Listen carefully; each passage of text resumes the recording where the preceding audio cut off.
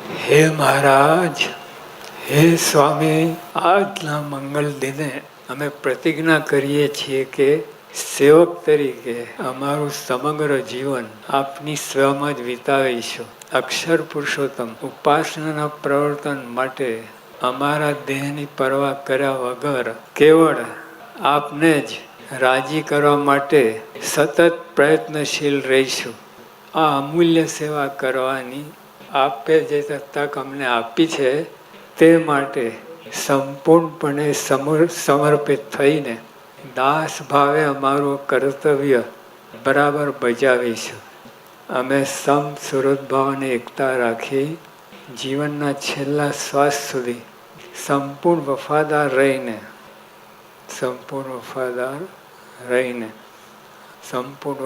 રહીને આપના હૃદય સમા સાચા સેવક બનીશું.